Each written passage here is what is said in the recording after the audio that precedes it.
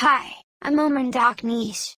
You saw me in an ambulance in Aleppo, the city of Syria, back in 2016 when Russian airstrikes destroyed my home. I was 3 then, today I'm almost 9. Please watch my friend's YouTube channel.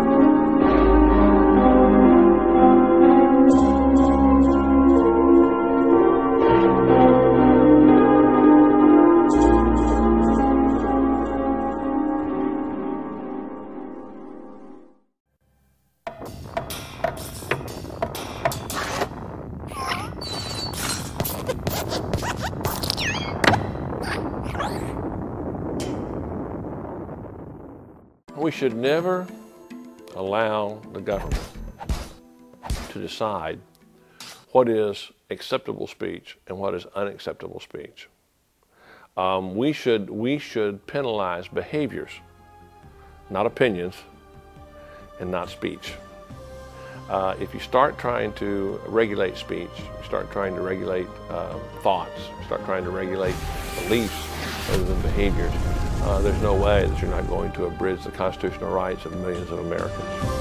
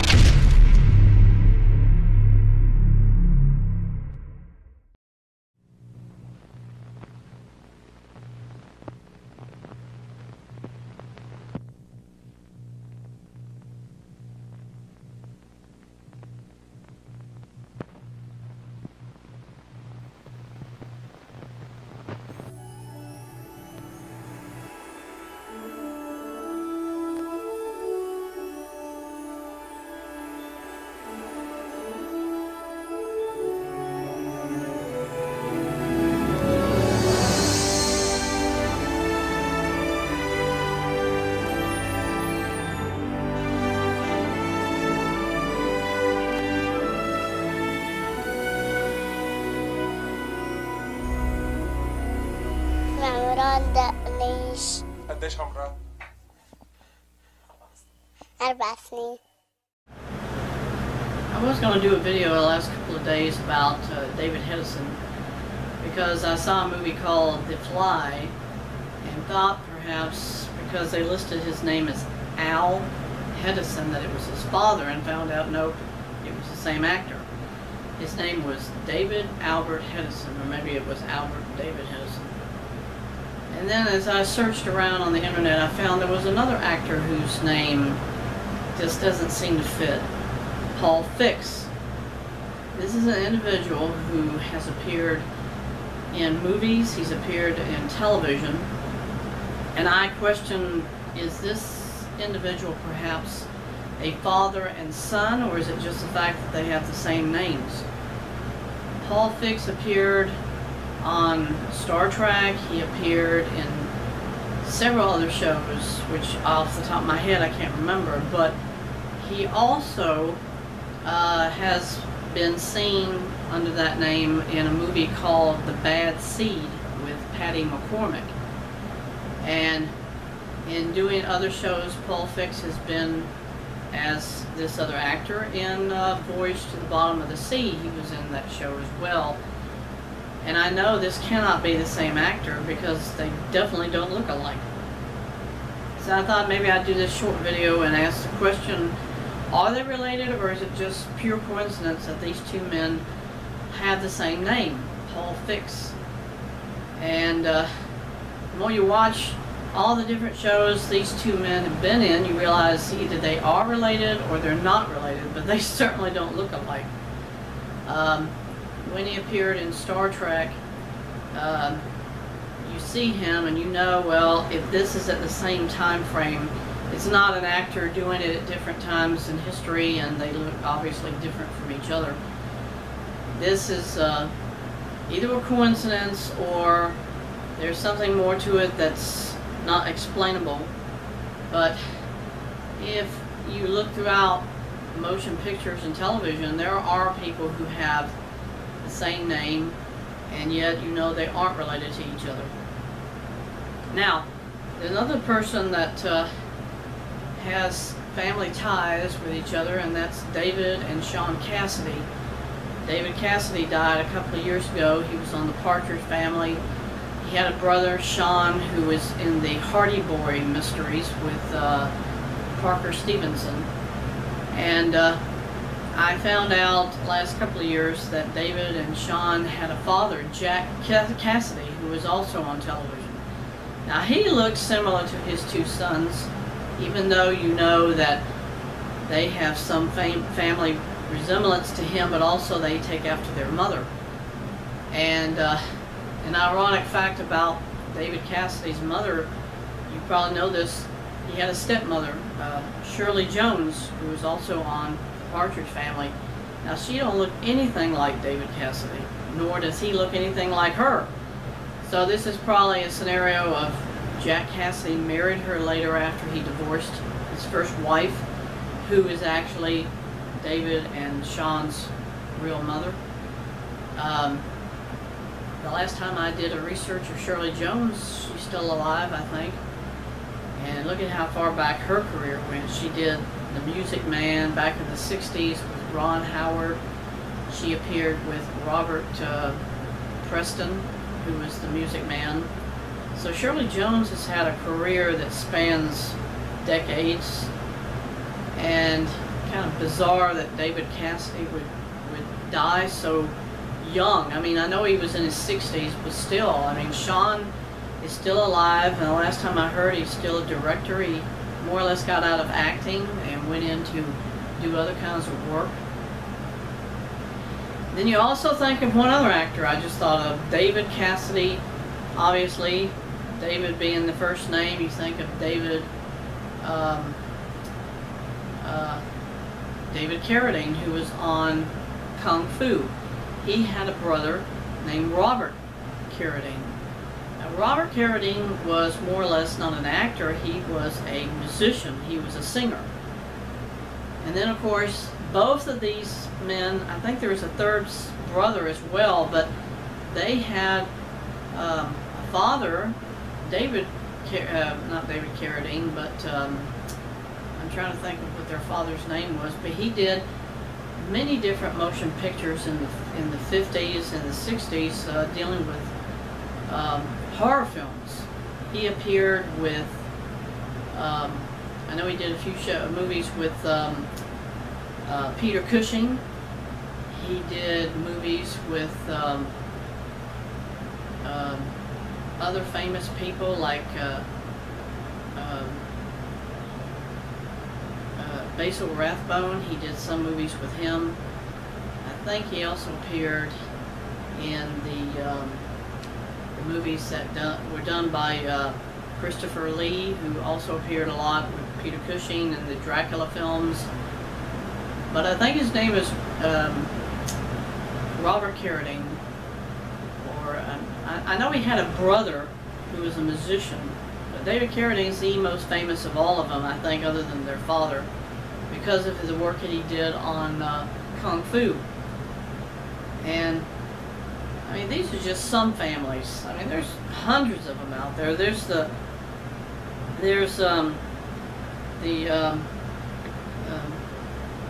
Cartwrights, like Veronica Cartwright did all these motion pictures of the birds, and she was in Aliens.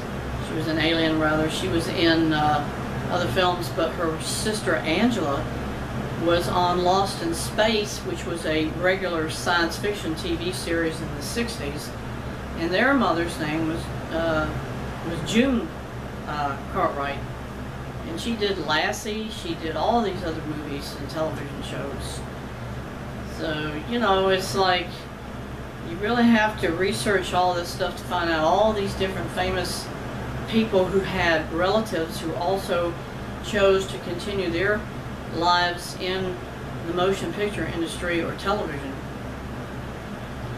And if you think about people who were directors like Irwin Allen, his wife appeared in several of the films that he produced, like she was in, it was Shelley Winters. She appeared in that movie with Steve McQueen's The Towering Inferno.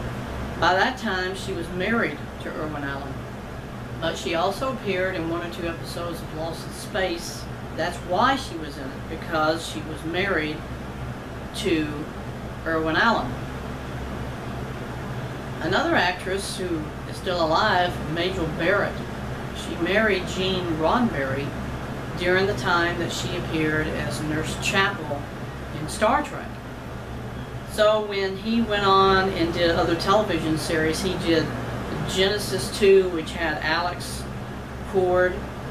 Majel Barrett appeared in pretty much every other science fiction or show that Gene Roddenberry did, because by that point in time she was married to him, so he gave her free publicity in appearing in these other shows. So it's kind of like all these different people who were directors or producers, they gave their wives free publicity in appearing in all these other television shows throughout the past 6 decades. And some of them are still alive today. So I would say Majel Barrett had her whole career to thank for her husband. Now, when she appeared, I'm sure, in that first pilot episode of Star Trek, which is The Cage, she was #1.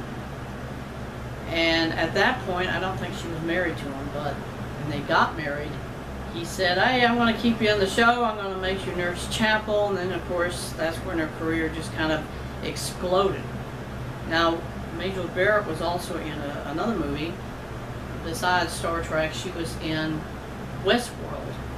And if I'm not mistaken, I don't think that Gene Roddenberry had anything to do with Westworld. So for her to have appeared in that, she probably got kind of like help from her husband to do that. And so she went on and did other kinds of science fiction movies after that.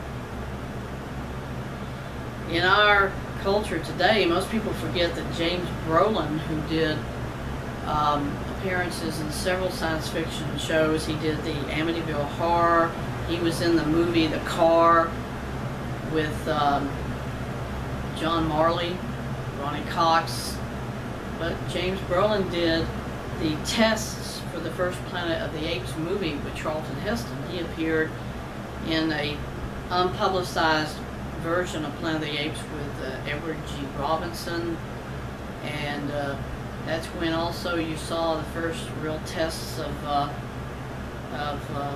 Linda Harrison, who was actually Nova in the movie. So, you know, all these things kind of tie together in some way or another.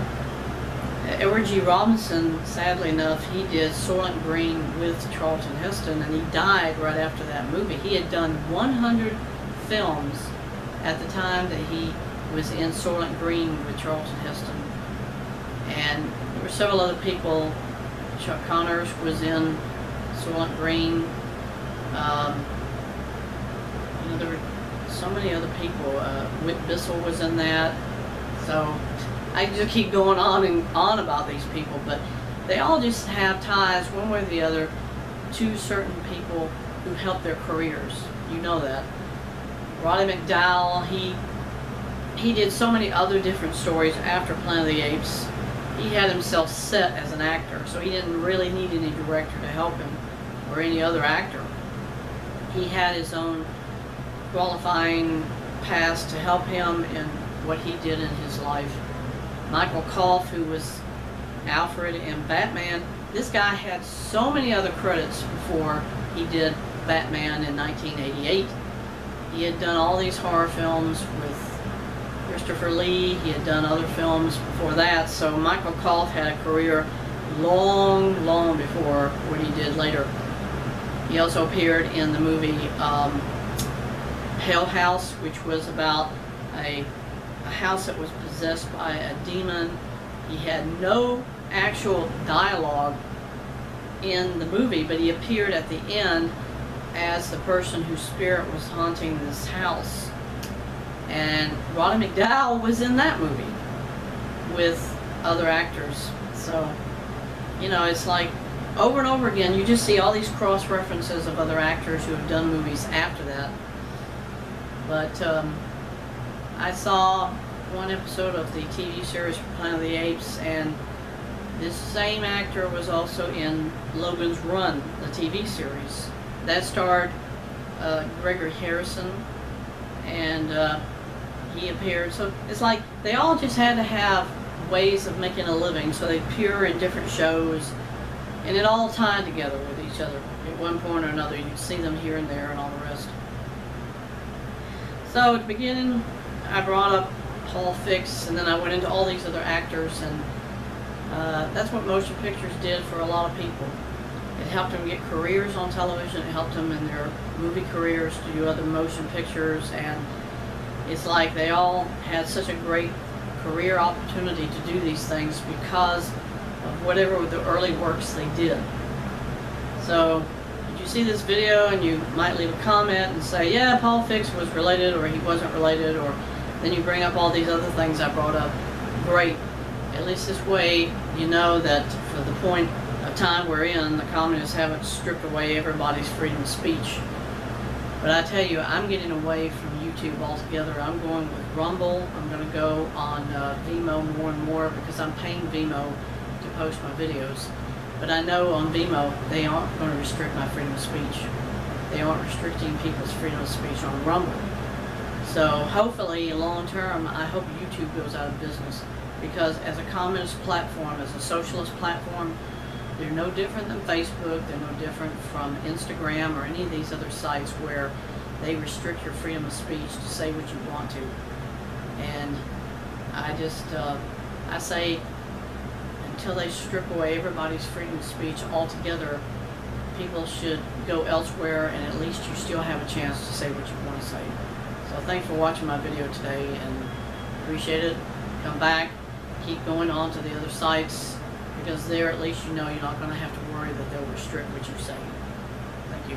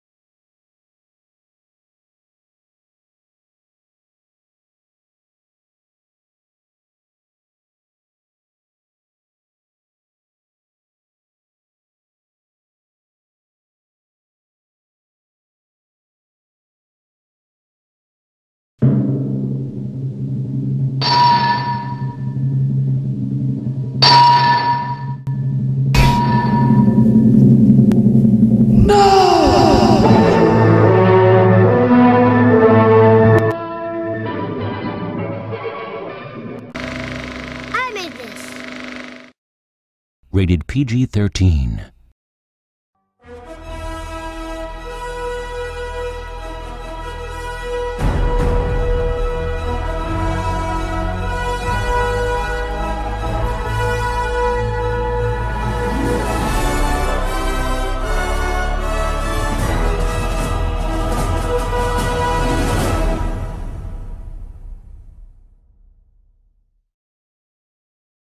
He came from Earth.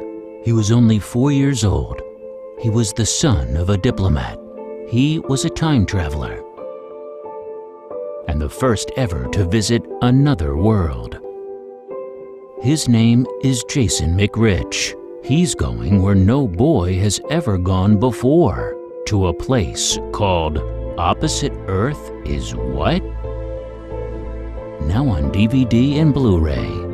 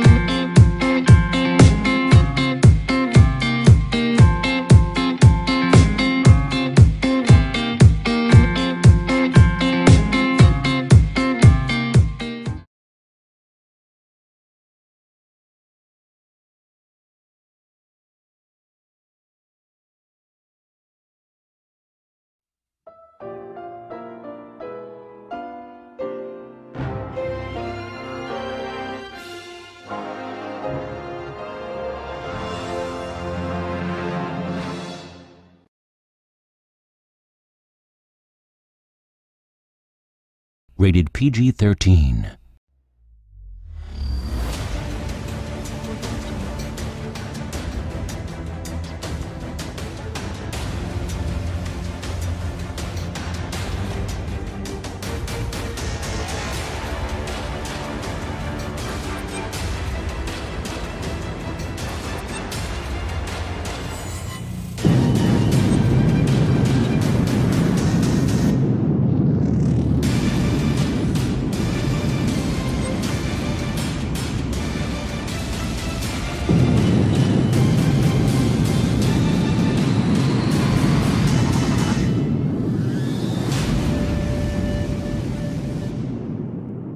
Hi, I'm George Lucas.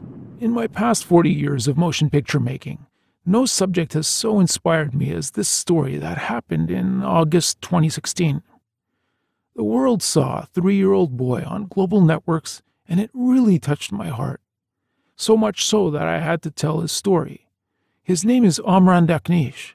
His story is real. It happened. I'm telling this story because millions of other children just like Omran are still being hurt in war-torn countries resulting from neglect, illness, and uncaring masses. We must remember them all. You won't be leaving the movie theater without a tear in your eyes. I hope you'll come. Omran Daknish. قديش عمرك؟ Arbasni. Rated PG-13.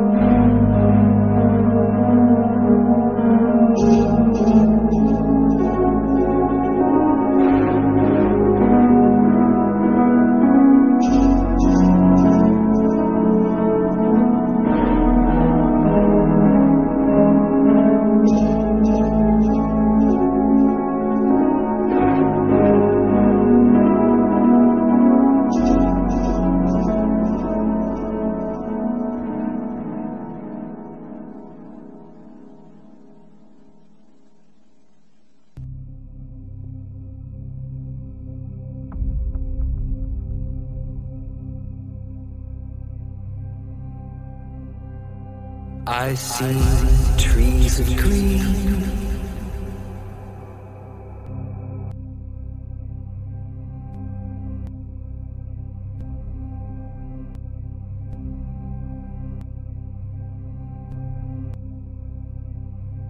red roses too.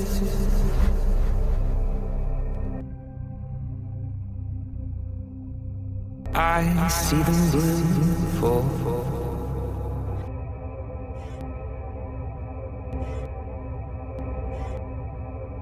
I love you.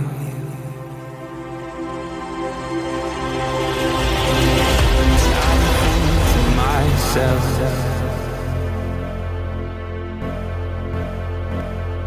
oh, what a wonderful world.